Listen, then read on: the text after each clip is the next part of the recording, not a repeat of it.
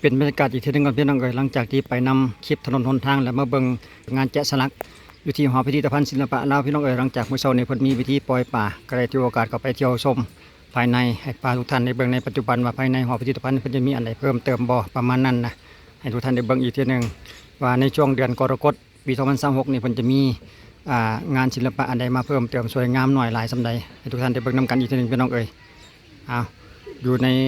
เขตบ้านโน้นสะอาดพี่น้องเมืองชัยธานีนครหลวงเวียงจันทร์เฮาสำหรับหอพิพิธภัณฑ์ศิลปะลาวในปัจจุบันมื้อนี้เพิ่นมีพิธีปล่อยป่าพี่น้องเอ๋ยวันที่10เดือนกรกฎาคมปี2026หลังจากเสร็จพิธีปล่อยป่าเป็นทางการแล้วเพิ่นก็จะเชิญแขกเข้าไปเที่ยวในหอพิพิธภัณฑ์ศิลปะลาวมื้อนี้ข้าพเจ้าก็เลยจะพาทุกท่านไหนๆได้มาแล้วนะ ข้าพเจ้ามาร่วมพิธีเพิ่นพี่น้องร่วมพิธีปล่อยป่าจากภาคส่วนของบ้านทางงอนพอดีมื้อนี้ก็เลยมาในทีมกัดตั้งของทางบ้านทางงอนเฮาก็เลยถือโอกาสเข้าไปเที่ยวในหอพิพิธภัณฑ์เลยเพิ่นจะเป็นจังใดติดตามรับชมอีกทีนึงพี่น้องว่าหลังจากที่ข้าพเจ้าเองก็หลายเดือนว่าซั่นไปก็ว่าเป็นปีก็ว่าได้ละที่ว่าบ่ได้มาเอาบรรยากาศภายในหอพิพิธภัณฑ์ศิลปะลาวสวยงามด้วยว่าเอาท่านเบิ่งท่านด้านหน้าอีกหน่อยนึงก่อนนี่มีรถคอยบริการรับส่งฟรีสำหรับมื้อนี้เนาะสำหรับแขกที่มาร่วมงานพิธีปล่อยป่าการปล่อยป่ามื้อนี้ก็เป็นประมาณ50,000 โตวซึ่งปล่อยไปแล้วเมื่อกี้ช่วงเช้าของวันที่10ช่วงเวลาประมาณ8 โมงยังเนาะพิธีเพิ่นปล่อยฮะประมาณ7 โมงครึ่งหรือ8 โมงยังนี่แหละหลังจากเสร็จพิธีแล้วก็ตอนนี้ก็เป็นเวลา8 โมงพอดีจะเข้าไปเที่ยวชมภายในหอพิพิธภัณฑ์อีกเบิ่งความคืบหน้าของเพิ่นอีกทีหนึ่งก่อนพี่น้องว่าเพิ่นจะมีไม่งามๆหรือว่าแกะสลักงานแกะสลักศิลปะหันมาเพิ่มเติมจุดใดจุดหนึ่งบ่ประมาณนั้นนะอีกทีหนึ่งเพราะว่าข้าพเจ้าเองก็หลายเดือนหลายเดือนบอกเลยว่าหลายเดือนเนาะเบิ่งภายในคือเก่ายังสวยสดงดงามคือเก่าทางด้านหน้าโซนที่เฮาย่างเข้ามานี่มานำทีมนายบ้านทานห้องนายบ้านคำสอนอ่อนตาเนาะห้องในบ้านทางงอนพร้อมโดยทีมคณะสาพันธ์มิยิงแดมากันมาหลายๆหมู่บ้านรู้สึกว่าจะมี17 หมู่บ้านที่พี่น้องเขาร่วมพิธีปล่อยป่าในครั้งนี้นี่กลุ่มตาแสงทางงอนมาสันต่อไปที่ว่ามาร่วมพิธีเดี๋ยวเราจะเข้าไปเลยเพิ่นถ่ายรูปอยู่เขามาทางด้านในพี่น้องคลองใหญ่ก็อยู่จุดเก่าจุดเดิมกำขวารู้สึกว่าจะสังเกตเห็นเป็นโซนทางด้านหน้าเนี่ยรู้สึกว่าจะเหมือนเดิมคือเก่าอยู่เนาะ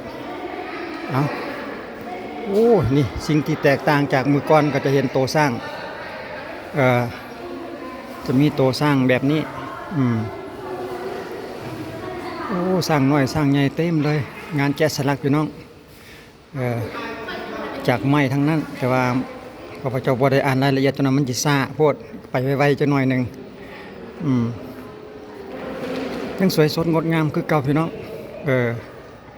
ส่วนอยู่ในโถงใหญ่นี่ก็เหลืองอลามเลย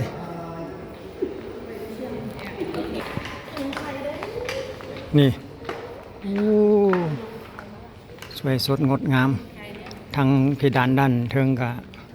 เหลืองอลามทุกซอกทุกแก่ทุกมุมเพิ่นจะเต็มไปด้วยงานศิลปะทั้งนั้นเพราะว่าจะมามื้อใดเดือนใดเวลาใดก็ยังคงความสวยสดงดงามอยู่คือเก่าพี่น้องสุดยอดเลยอยู่จุดโถงใหญ่นี่แหละเสาเก่าต้นนี่แหละพี่น้องงามบ่มีที่ติเลย เบิ่งยามใดก็งามยามนั้นพี่น้องเย็นอากาศสดชื่นอีกได้ภายในนี่เต็มไปหมดทางด้านข้างกำแพงต่างๆฝาผนัง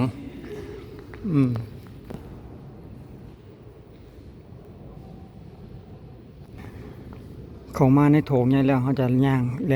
างซื้อเลยพี่น้องมาจุดที่ว่าเป็นลิฟต์เข้าไปเบิ่งภายในอีก ว่าเพิ่นจะมีอันใดแตกต่างเพิ่มเติมบ่โอ้เกี่ยวกับพระ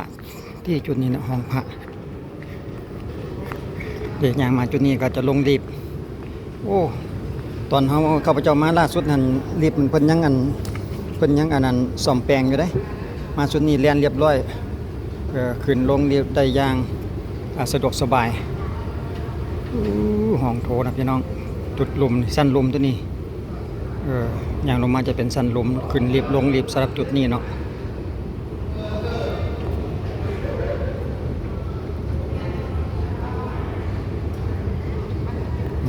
งาม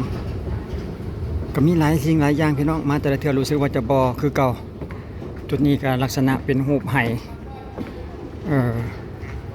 อยู่ทางขึ้นทางลงลิฟต์นี่เนาะจะเป็นคล้ายๆรูปไหงานทุกชิ้นเนี่ยเป็นศิลปะเฮ็ดจากไม้ทั้งนั้นพี่น้อง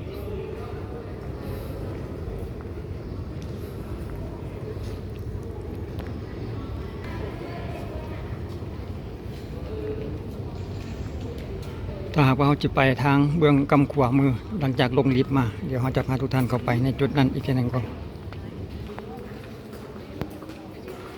จุดนี้รู้สึกว่าจะยังคงเดิมเต็มไปด้วยแบบเป็นเงาไม้และเพิ่นเฮ็ดเป็นลายศิลปะแกะสลักงานแต่ละชิ้นแต่ละอันนี่ถือว่าสุดยอดแล้วพี่น้องบ่มีคำบรรยายและบ่มีทิฏฐิอีกงานศิลปะเพิ่นเป็นปูดไม้เก่าๆเนาะแปลกๆถ้าว่าอยู่ในดงในป่านี่ก็อาจจะบ่มีความหมายอันใดแหละแต่ว่าคันเพิ่นเอามาเฮ็ดแบบนี้แล้วก็มีคุณค่าที่เปรียบบ่ได้ดีงามไปอีกแบบหนึ่งได้ก็มีแต่เอางานเอาอันงานศิลปะมาให้ทุกท่านได้เบิ่งไปนำพี่น้องอยู่ที่หอพิพิธภัณฑ์ศิลปะลาวเนาะซึ่งตั้งอยู่กับบ้านโนนสะอาดเมืองไซธานีนครหลวงเวียงจันทน์เฮานี่เองเนาะถ่ายรวมๆเป็นจุดไปพี่น้องคันแต่ว่าจะแล่นไล่ทั้งหมดนี่อาจจะเป็นชั่วโมง2ชั่วโมงพุ่นแหละคันไล่ไปทั่วๆจุดนี้เอาเป็นจุดๆเพื่อบ่ให้คลิปแก่ยาวบางเทื่อว่ามี FC หลายท่านที่ว่ายังบ่ทันได้มาในปัจจุบันเนาะช่วงเดือนกรกฎาคมปี2026นี่นะก็เลยเอาบรรยากาศภายในหอศิลปะให้ทุกท่านได้เบิ่งไปนำถือว่าก็ยังคงความสวยงามและก็มีมาเพิ่มแตกต่างไปอยู่เด้นี่ตัวอย่างคือจุดนี้เป็นรูปเพิ่นเฮ็ดเป็นรูปนกยุงนี่นะเฮ็ดจากเงาไม้หากไม้ทั้งนั้นงามอีกแบบหนึ่ง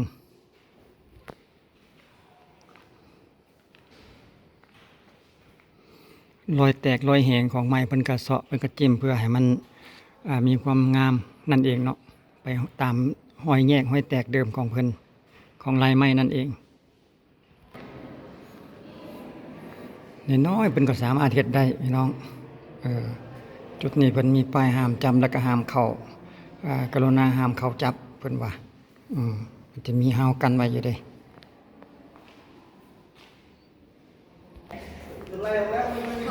มาแต่ละมื้อนี่ก็เพิ่มเติมได้พี่น้องยกตัวอย่างคือจุดนี้เพิ่นก็เพิ่มมาอีกนี่เอามาเที่ยวล่าสุดก็ยังบ่เห็นเทื่องาม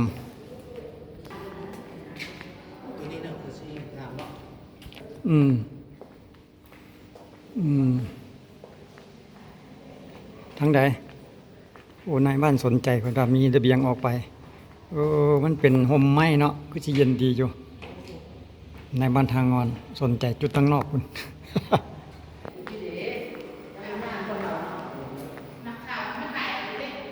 นี่จุดนี้ก็เป็นหูบไห่คือกันหูน้ำเต้าบ่หูบไห่นี่แหละโอ้อยู่พี่เนาะคณะบ้านเฮาทางงอนนะมากองกันอยู่พี่หมดนำหาอยู่ยี่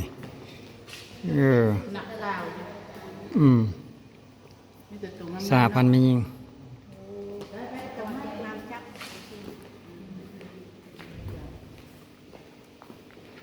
มื้อนี้ถือว่านั่นได้เนาะพิเศษเป็นบ่ได้เสียเงิน ถือโอกาสมาฮะเฮาก็ลืมถามราคา ท่าไหร่ก็แสนเศร้าแล้วบ่คนลาวเฮาน่ะต่างประเทศได้เท่าไหร่ นี่มัน200,000 200,000เศร้าคือเก่าที่ต่างประเทศนะ กายบ่ได้เบิ่งปี ไกลบ่เออเดี๋ยวช่วงท้ายคลิปพี่น้องเขาจะไปเอาข้อมูลเกี่ยวกับราคาเขาอันนี้อีกทีหนึงเพิ่นว่าประมาณ100,000เศร้าเนาะคนลาวหั่นน่ะ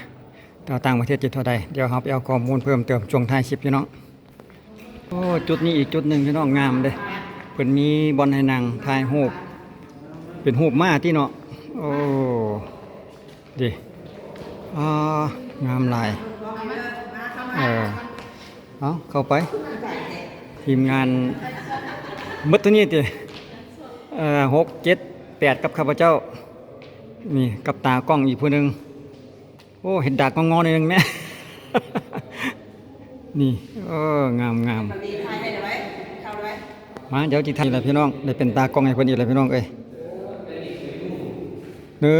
2โอ้จุดอยู่อันมาเบิ่งทางด้านนี้เนาะทางคันไดเลื่อนลงมานี่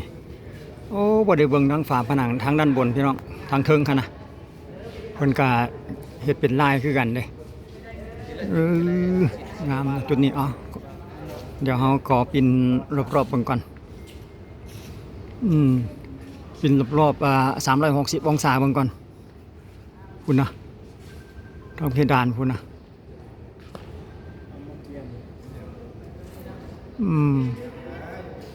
งามอยู่เลยงามหลายสำหรับจุดนี้นี่ทางคันไดเลื่อนลงมานี่นะเพิ่นก็บ่คือเก่าว่าซั่นเอาไว้มีการเฮ็ดลายเพิ่มเติมไปอีกแต่ละมื้อแต่ละเดือนแต่ละปีหั่นน่ะโอ้ไม้ท่อนนี้นี่ไม้ทั้งท่อนเลยพี่น้องตัวนี้นะยาวเหยียดเลยโธ่มาแต่ละเทื่อนี่เฮาคือบ่เห็นเนาะไม้เพิ่นเอามาใหม่อีกบ่จักนี่นะสำหรับงานศิลปะจุดนี้นี่ชิ้นนี้นี่นะคุณนะ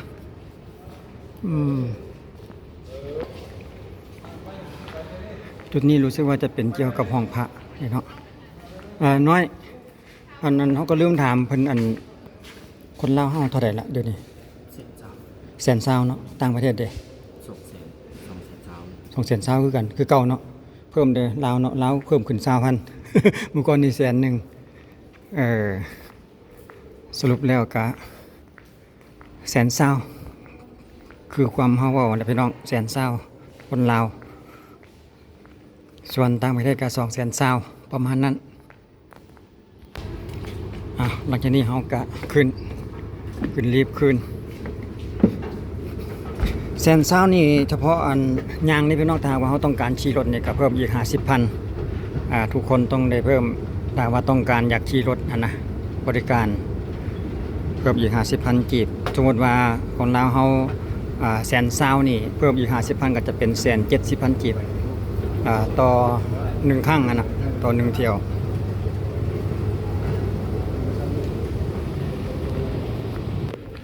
จุดนี้เพิ่น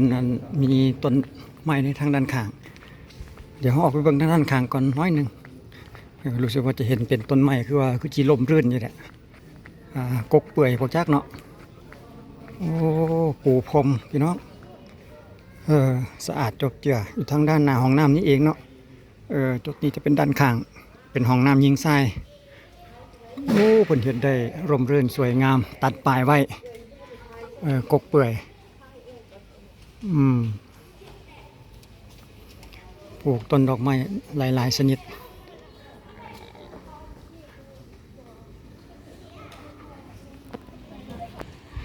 มาถึงเวลานาทีสุดท้ายพี่น้องรถก็มาหับเยี่ยมที่จะกลับ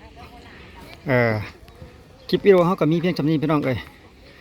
ถ้าว่าคำว่าใดที่ข้าพเจ้าว่าไปบ่ถือบ่ต้องบ่ถือกันนะผิดพลาดประการใดก็ขอโทษขออภัยนำสามารถคอมเมนต์เพิ่มเติมแนะนำเพิ่มเติมได้สำหรับคลิปวิดีโอนี้ก็ส่งท้ายอยู่ที่ทางด้านหน้าหอพิพิธภัณฑ์ศิลปะลาวจุดที่ว่าเพิ่นปล่อยป่าเมืองจีนนี่แหละพี่น้องก็บอกอบใจFCทุกท่านในการติดตามได้รับชมอยู่ดีมีแห้งอยู่ดีมีแห้งร่ำรวยโชคมานทุกท่านที่เข้ามาติดตามได้รับชมไว้เจอกันในคลิปต่อไปพี่น้องสำหรับคลิปนี้ขอบใจสบายดี